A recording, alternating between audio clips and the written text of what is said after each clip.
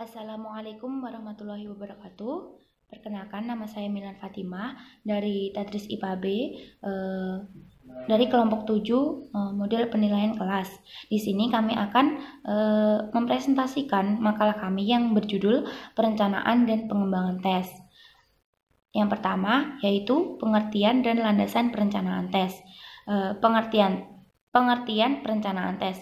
Perencanaan berasal dari kata rencana, yaitu pengambilan keputusan tentang apa yang harus dilakukan untuk mencapai tujuan. Sedangkan tes sendiri berasal dari bahasa Latin testum, yang berarti ukuran yang dipergunakan untuk membedakan antara emas dengan perak serta logam lainnya. Kemudian, tes menurut para ahli yaitu yang pertama, menurut Anne Anastasi tahun 1976 menyatakan bahwa tes pada dasarnya merupakan suatu pengukuran yang objektif dan standar terhadap sampel perilaku. Yang kedua yaitu menurut Frederick Gibron tahun 1976 menyatakan bahwa tes adalah prosedur yang sistematik guna mengukur sampel perilaku seseorang. Sistematik juga memiliki pengertian objektif, standar, dan syarat-syarat kualitas lainnya. Kemudian yang ketiga yaitu menurut Sumardi Suryabrata tahun 1984 menyatakan bahwa tes adalah pertanyaan-pertanyaan yang harus dijawab atau perintah-perintah yang harus dijalankan yang mendasarkan harus bagaimana tester menjawab pertanyaan-pertanyaan atau melakukan perintah-perintah itu. Penyelidik mengambil kesimpulan dengan cara membandingkan dengan standar atau tester lainnya. Kemudian dari berbagai uraian pendapat tersebut, jika dihubungkan dengan evaluasi pendidikan, dapat ditarik kesimpulan bahwa tes adalah suatu prosedur yang sistematik, objektif, dan standar yang berupa rentetan pertanyaan atau latihan yang harus dijawab oleh tester untuk menghasilkan suatu nilai yang mencerminkan tingkah laku atau prestasi tester. Nah, jadi dapat diambil kesimpulan bahwa perencanaan tes merupakan suatu proses dan cara berpikir yang jelas dan spesifik dalam membuat rentetan pertanyaan atau latihan sebagai cerminan tingkah laku atau prestasi. Kemudian selanjutnya yaitu tahapan perencanaan tes. Yang pertama yaitu menentukan tujuan penilaian. Nah, dalam kegiatan evaluasi, tujuan ada yang bersifat umum dan ada yang bersifat khusus. Jika tujuan masih bersifat umum, maka tujuan tersebut perlu diperinci menjadi tujuan khusus, sehingga dapat menuntun guru dalam menyusun soal atau mengembangkan instrumen evaluasi lainnya. Ada dua cara yang dapat digunakan guru untuk merumuskan tujuan evaluasi. Yang pertama yaitu melakukan perincian ruang lingkup evaluasi. Kemudian yang kedua yaitu melakukan perincian proses mental yang akan dievaluasi. Nah, tahapan perencanaan tes yang kedua yaitu mengidentifikasi kompetensi dan hasil belajar. Kompetensi sendiri merupakan suatu pengetahuan, keterampilan, sikap, dan nilai-nilai yang direfleksikan dalam kebiasaan berpikir dan bertindak. Sedangkan hasil belajar menurut Benjamin S. Bloom dan kawan-kawan ada 3 golongan, yaitu yang pertama domain kognitif. Domain kognitif ini meliputi pengetahuan, pemahaman, penerapan, analisis, sintesis, dan evaluasi. Yang kedua yaitu domain afektif. Domain afektif ini meliputi penerimaan, respon, penilaian, organisasi, karakterisasi. Kemudian yang ketiga, domain psikomotor yang meliputi persepsi, kesiapan, melakukan pekerjaan, respon terbimbing, kemahiran, adaptasi, originasi. Kemudian langkah yang ketiga yaitu menyusun kisi-kisi. Menyusun kisi-kisi dimaksudkan agar materi penilaian betul-betul representatif dan relevan dengan materi pelajaran yang sudah diberikan oleh guru kepada peserta didik. Kemudian selanjutnya yang keempat adalah mengembangkan draft instrumen. Instrumen penilaian dapat disusun dalam bentuk tes maupun non-tes. Dalam bentuk tes, guru berarti harus membuat soal. Penulisan soal adalah penjabaran indikator menjadi pertanyaan-pertanyaan yang karakteristik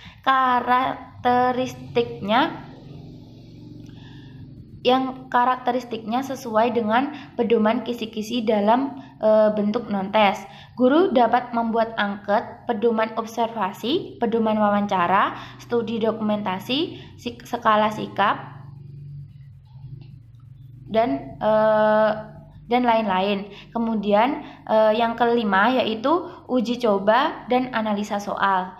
Dalam pelaksanaan uji coba dan analisa soal ada beberapa hal yang perlu diperhatikan, antara lain yang pertama, ruangan tempat tes hendaknya diusahakan seterang mungkin. Kemudian yang kedua, perlu disusun tata tertib pelaksanaan tes. Yang ketiga, para pengawas tes harus mengontrol pelaksanaan tes dengan ketat. Yang keempat, waktu yang digunakan harus sesuai dengan banyaknya soal yang diberikan. Yang kelima, peserta didik harus benar-benar patuh mengerjakan semua petunjuk dan perintah penguji. Kemudian yang terakhir, dalam tahapan perencanaan tes ini adalah revisi dan merakit soal atau instrumen baru.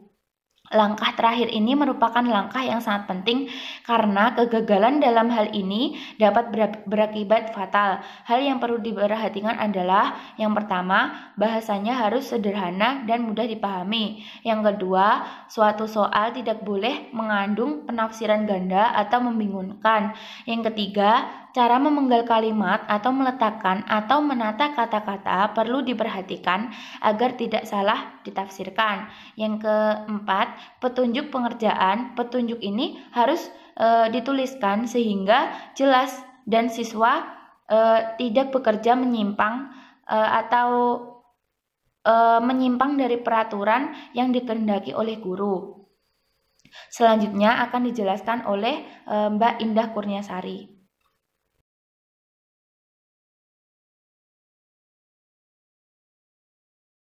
Assalamualaikum warahmatullahi wabarakatuh. Saya Indah Kurniasari. Di sini saya akan meneruskan pembahasan berikutnya, yaitu subbab yang kedua, pengertian dan tahapan pengembangan tes.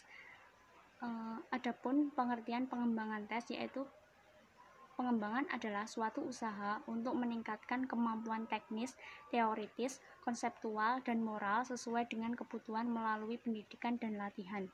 Pengembangan adalah suatu proses mendesain pembelajaran secara logis dan sistematis dalam rangka untuk menetapkan segala sesuatu yang akan dilaksanakan dalam proses kegiatan belajar dengan memperhatikan potensi dan kompetensi peserta didik.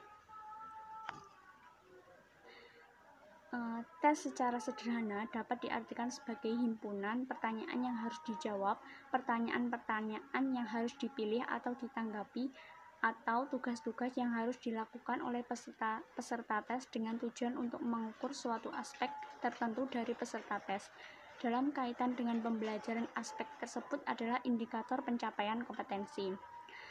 Berdasarkan pengertian di atas, dapat ditarik kesimpulan bahwa pengembangan tes adalah usaha dan proses mendesain pembelajaran untuk meningkatkan kemampuan teknis, teoritis, konseptual, dan moral sesuai dengan kebutuhan melalui menjawab pertanyaan-pertanyaan maupun tugas untuk mengukur aspek tertentu. Pembahasan berikutnya yaitu tahapan pengembangan tes. Adapun langkah-langkah dalam tahapan pengembangan tes yaitu yang pertama, perencanaan tes, yang kedua, menulis butir pertanyaan, yang ketiga, melakukan pengukuran dengan tes. Tahapan yang pertama yaitu perencanaan tes ini terdiri dari 3 langkah. Langkah yang pertama yaitu menentukan cakupan materi yang akan diukur. Di sini guru perlu membuat kisi-kisi agar dalam pelaksanaannya dan dalam pembuatan tes itu berjalan lebih lancar. Adapun cakupan dari kisi-kisi itu yaitu menuliskan KD, menuliskan materi pokok, menuliskan indikator, dan menentukan jumlah soal. Langkah yang kedua dalam perencanaan tes yaitu menentukan bentuk tes. Dalam hal ini guru harus menentukan bentuk tes tersebut. Bentuk tes dapat dilihat atau disesuaikan dengan waktu yang diperlukan, cakupan materi, jumlah cakupan materi, dan jumlah peserta didik. Contohnya seperti tes objektif pilihan ganda. Dipilih untuk waktu yang lebih singkat, peserta didik yang banyak, dan cakupan materi yang cukup luas. Langkah yang ketiga dalam tahapan pengembangan tes yaitu panjang tes. Di sini guru harus memperhatikan tingkat kesulitan atau bobot tes yang akan dibuat. Tahapan yang kedua dari tahapan pengembangan tes yaitu menulis butir pertanyaan. Di sini terdiri dari empat langkah. Langkah yang pertama yaitu menulis daftar soal. Di sini guru harus menentukan format pertanyaan dan alternatif jawaban. Yang kedua langkahnya yaitu menentukan validasi isi. Di sini guru harus menentukan kesesuaian isi konsep dan kisi-kisi yang telah disusun. Langkah yang ketiga yaitu uji coba atau tryout. Dalam langkah uji coba ini dapat menganalisis item, menguji coba pelaksanaan, waktu, format, bahasa yang digunakan dalam pembuatan tes.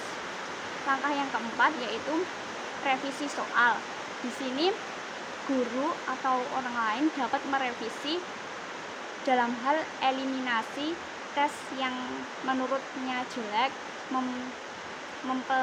memperjelas petunjuk yang digunakan, menambahkan butir soal, memodifikasi format soal. Adapun tahap yang ketiga dalam tahapan pengembangan tes yaitu melakukan pengukuran dengan tes. Di sini guru harus memperhatikan yaitu yang pertama menjaga objektivitas, yang kedua memberikan skor pada hasil tes, yang ketiga yaitu melakukan analisis hasil tes. Memasuki pembahasan yang ketiga yaitu tahapan dan contoh dalam penyusunan kisi-kisi tes. Langkah-langkahnya yaitu yang pertama analisis silabus, langkah yang kedua yaitu menyusun kisi-kisi, langkah yang ketiga yaitu membuat soal, langkah yang keempat yaitu menyusun lembar jawaban, langkah yang kelima yaitu membuat kunci jawaban, dan langkah yang keenam atau yang terakhir yaitu menyusun pedoman penyekoran. Kisi-kisi yang baik harus memenuhi persyaratan tertentu antara lain yaitu representatif, yaitu harus betul-betul mewakili isi kurikulum yang akan dievaluasi. Komponen-komponennya harus terurai atau rinci, jelas, dan mudah dipahami. Yang terakhir, soalnya dapat dibuat sesuai indikator dan bentuk soal yang ditetapkan. Sekian presentasi dari kelompok kami. Ada kurang lebihnya mohon maaf. Akhiran, wassalamualaikum warahmatullahi wabarakatuh.